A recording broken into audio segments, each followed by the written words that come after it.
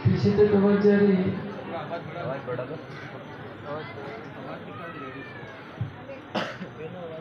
चलो गड़बड़ी शांति में रखो, बता शांति रखो। श्री मावती जी, हम सब सुंदर साथ के लिए सिखापन देने हैं। वाणी में एक चौपाई करते हैं, तुम तुम्हारे गुण न छोड़े, मैं बहुत करे दुष्टाई, मैं तो कर्म की अतिजे पर तुम राखी भूल सके। सूर्य अपने दाहकता को नहीं छोड़ सकता, चंद्रमा अपनी शीतलता को नहीं छोड़ सकता, सागर अपनी लहरों को नहीं छोड़ सकता, शक्कर अपनी मिठास को नहीं छोड़ सकती। तो क्या संभव है सर्वशक्तिमान अक्षरातीत अपनी आत्माओं को छोड़ देगा? उसकी सर्वशक्तिमानता ही इसी में है कि वो अपनी अंगरूपा आत्माओं को नहीं छोड़ सकता। लेकिन सबसे बड़ा अपराध क्या होता है? हम छोड़ देते हैं। बात छोटी सी, मैंने कहा सागर अपनी लहरों को नहीं छोड़ सकता, सागर जल है, जड़ है।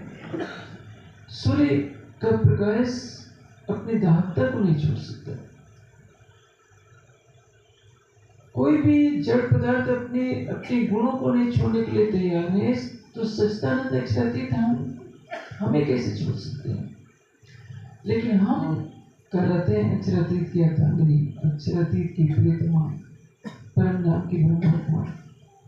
और हमारे लिए अक्षरातीत 18,758 चौपाइयां लेकर आए हैं। किस लिए? हमारी आत्मा को जगाने के लिए। ये जो 1 मास से अपने वेदक का श्रवण किया है, उसमें तो यही बात घूम फिर करके आएगी कि किस परमात्मा ने परम धाम का ज्ञान प्राप्त करने के पश्चात अपने प्राणेश्वर को पाने के लिए क्या किया। कुछ पाने के लिए दूर जाना पड़ता है, लेकिन वो सबसे निकट है, इतना निकट है कि कोई जान नहीं सकता। दूरात सुदूरे तत् एव एवं कीचा, वेद ने क्या कहते हैं? इतना दूर है कि मनुष्य की बुद्धि सोच नहीं सकती, और इतना निकट भी है कि मनुष्य की बुद्धि सोच नहीं सकती। आत्मा में भी अंतर्यामी के रूप में विद्यमान, सूक्ष्म से सूक्ष्म है। जितनी कल्पना हम कर सकते हैं उससे भी सूक्ष्म है। पढ़ो अड़ियान मातो मैयान, इस उपनिषदों की भाषा है। मैं सरल भाषा में आपको बता रहा हूँ। वाणी में एक ही चौपाई कहते हैं, भाग नजीक से रसी, प्राण की नली से निकट है। लेकिन क्या आपको विश्वास है कि हमारे प्राण की नली से निकट है? यदि सब ये जान जाए कि राज्य में देख रहे हैं तो कोई गुनाह करेंगे नहीं, एकदम सारे गुनाह करते हैं। सोचते हैं कि चलो घर में सेवा पूजा उधर पकड़ा रखिए, यहाँ कुछ भी कर लो, मंदिर में चोरी नहीं करना, बाहर कर लो, बाहर झगड़ा कर लो। राज्य थोड़े देख रहे हैं, वो तो कमरे के अंदर करते हैं। यही भूल हमें खा जाती है। हमारे प्राण की नली सेहरक से हर नजीक, उनसे निकट कोई न था, न है, न कभी होगा। ये ब्रजदास को पता नहीं थी कि राज्य सेहरक से नजदीक है। सच बताऊं, परम धाम में भी मालूम नहीं था कि राज्य हमारे सेहरक से नजदीक है। राज्य ने यह बता दिया जागरी भवन में कि मैं तुम्हारे प्राण की नली से भी निकट हूँ। हम इस चौपाई को गाएंगे, पढ़ेंगे, सुनेंगे, सुनाएंगे, लेकिन हम स्वयं विश्वास करने के लिए तैयार नहीं। इसीलिए कहा तुम तुम्हारे गुण न छोड़े। आपका गुण क्या है? आप भी चाहे कि हमको छोड़ दो तो आपकी शक्ति नहीं। सारी सृष्टि का क्रम टूट जाएगा, विनाश हो जाएगा। जैसे आप, जैसे पंजाब में तो मिर्च बहुत शौक से खाई जाती है। मैं लाख बार कहूँगा, कोई सब लोग नहीं छोड़ सकते। राज्य छूट जाए, मिर्च नहीं गुजरात से छूट सकती।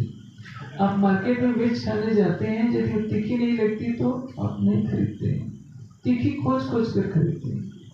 एक तीखी मिर्च अपनी तीखापन को छोड़ने के लिए तैयार नहीं, तो अक्षरातीत मूल संबंध को कैसे छोड़ सकते हैं? अभी आम का सीजन संभवतः बीत गया, खट्टा आम कोई नहीं खरीदता। आम वही अच्छा माना जाता है जो बहुत मीठा हो। आम अपनी मिठास को छोड़ने के लिए तैयार नहीं है। तो अक्षरातीत अपने प्रेम की माधुरता को नहीं छोड़ सकते, मूल संबंध को नहीं छोड़ सकते। हम ही हैं जो सब कुछ पढ़ने के बाद, अनजाने हम नहीं है, सब कुछ जानते हैं। हमने किरत पढ़ी है, सागर सिंगार पढ़ा है, रात से क़यामत नमा तक की वाणी पढ़ी है। ब्रह्मणियों के पद चिन्ह पर कैसे चलना है हम सालों से सुनते आ रहे हैं। हम 1 महीने हर साल सुनते, लेकिन राज्य को हम बोलते रहते, तुम तुम्हारे गुण न छोड़े मैं करे बहुत दुष्टाई। दुष्टाई किसको कहते हैं? जो पतिव्रता का आचरण है उसके विपरीत हम आचरण जो कहलाता है वो दुष्टता का कहलाता है। जैसे सीता जैसी साध्वी के लिए प्रश्न आ गया कि यदि सीता पवित्र है तो अग्नि परीक्षा देनी होगी। यदि जलती हुई चिता की लपटों के बीच में सीता का शरीर जलता नहीं है तो माना जाएगा कि सीता पवित्र है, नहीं तो अपवित्र है। मान लीजिए कि सीता अपवित्र होती है, जल जाती, तो सब क्या कहते हैं कि वो सब तो मैं बार बार कैसे उच्चारण करूं, वाणी में कर दिया, मैं करीब बहुत दुष्ट है। सीता बहुत ऐसी थी इसलिए जल गई, लेकिन सीता में पवित्रता है। सीता मौत को गले लगा सकती है, राम को नहीं छोड़ सकती। वो तो वैकुंठ की अर्धांगिनी है, वैकुंठ विहारी की अर्धांगिनी है। हम परम धाम की अर्धांगिनी कहलाने का दावा करते हैं, लाडलियां उठते चौपाई गाते हैं, बड़ी बड़ा जिनकी जाति से भक्ति सुना अक्षरातीत जिनकी महिमा गाते हैं, वे परमात्माएं वाणी पढ़ने के बाद भी राज्य से पूरा प्रेम नहीं करती। दुष्टाई का अर्थ क्या है? राज्य से प्रेम कम, माया से ज्यादा हो गया। ज्यादा माया का अर्थ ये नहीं समझना चाहिए कि घर का छोड़ना ही माया है। और यदि हम कहीं भी रहे संसार में, लोकेशना को अपने हृदय में स्थान देते हैं, वित्तेषणा को दाविषणा को स्थान देते हैं, वस्तुओं के जाल में फंसे रहते हैं।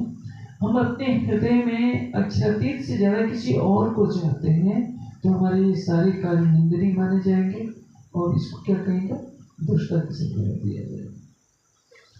पतिव्रता का धर्म सबसे बड़ा क्या होता है कि सबसे अधिक प्रेम अपने प्रियतम से करें।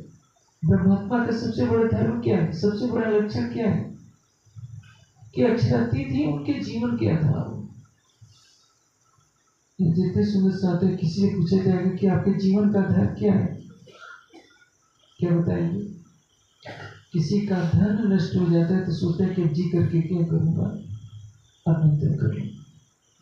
किसी से विवाह नहीं होता है तो लड़के लड़के आत्महत्या कर लेते हैं कि उसके बिना हम जी कर क्या करेंगे।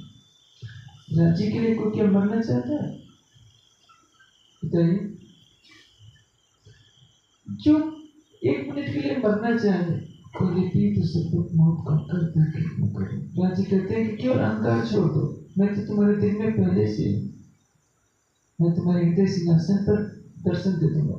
ये हम छोड़ नहीं सकते। राजी कहते हैं कि मेरे से पहले प्रेम करो। हम क्या करते हैं?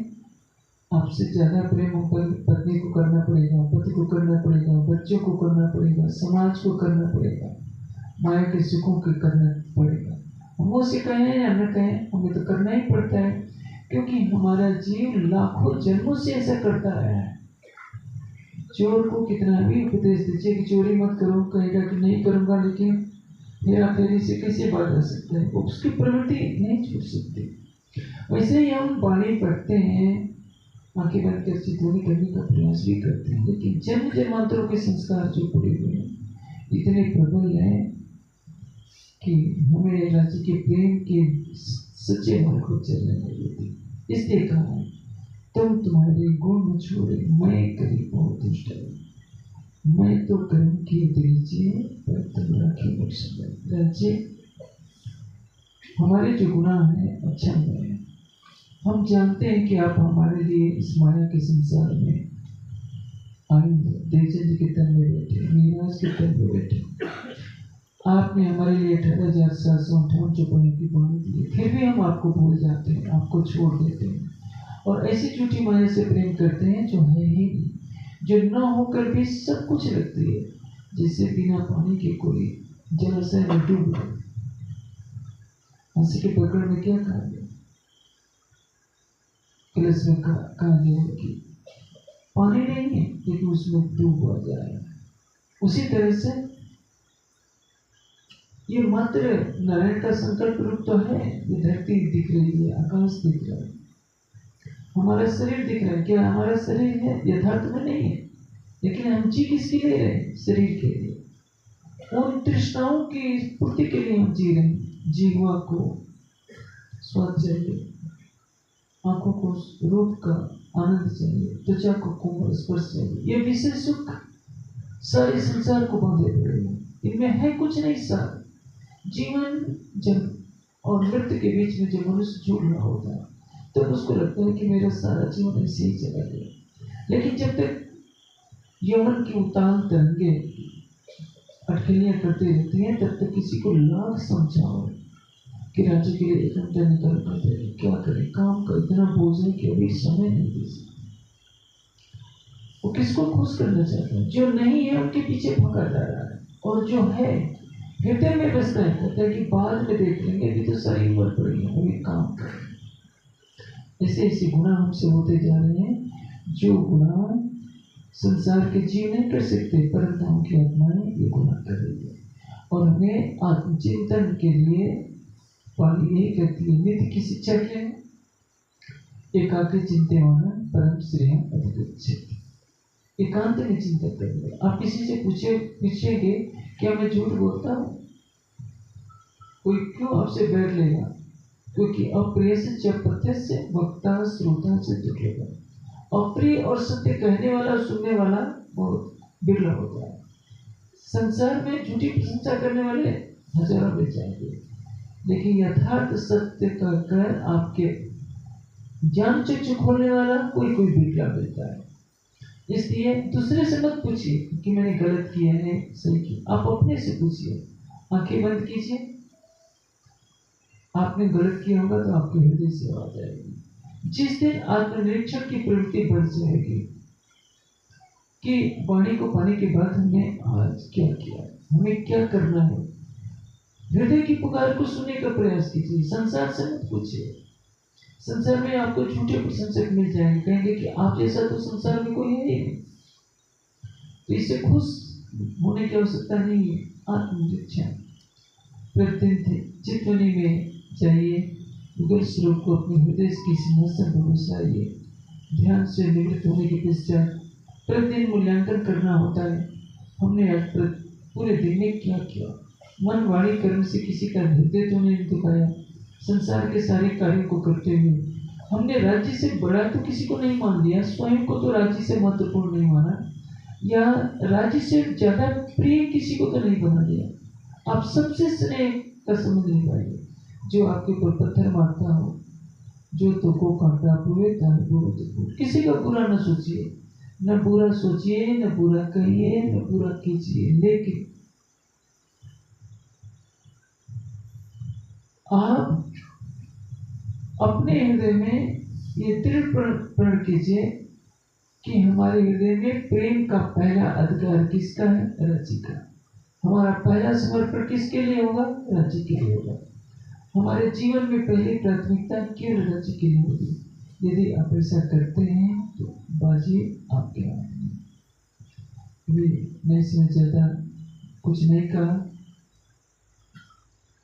कल कार्यक्रम विस्तृत होगा, और चर्चा का कार्यक्रम होगा। अभी 10 बजे मैं आपसे विदा लेता हूँ और आशा करता हूँ कि इस चौपाई का रहस्य हम सब सुंदर साथ अपने जीवन में बसाएं। यदि हमने आत्मनिरीक्षण की प्रवृत्ति अपना दी, अपनी अंतरात्मा की पुकार सुनने का प्रयास किया, तो हमारे जीवन की धारा बदल जाएगी और हमें हर पल लगेगा कि राज्य हमसे कभी भी दूर नहीं थे। उन्होंने हमको नहीं छोड़ा था, माया हमको खींचती थी और माया में हम इतने लिप्त हो जाते थे कि राज्य को भुला बैठते थे और प्रतिदिन हम गुनाह करते थे। इसलिए एक भी दिन ऐसा नहीं हो जाए जिसमें हमारे ऊपर, हमारी आत्मा के वस्त्रों पर काले दाग लगे। हमारा वस्त्र दूध से भी ज्यादा उजला हो जाए, अर्थात हमारा मन इतना पवित्र हो जाए कि हमारे हृदय का संपूर्ण समर्पण, संपूर्ण प्रेम केवल राज्य के लिए हो। राज्य सब पर कृपा करें, सबके हृदय में उनके लिए अटूट प्रेम बसे, समर्पण बसे, और यही हमारी जागने का मूल मंत्र है। बोलो श्री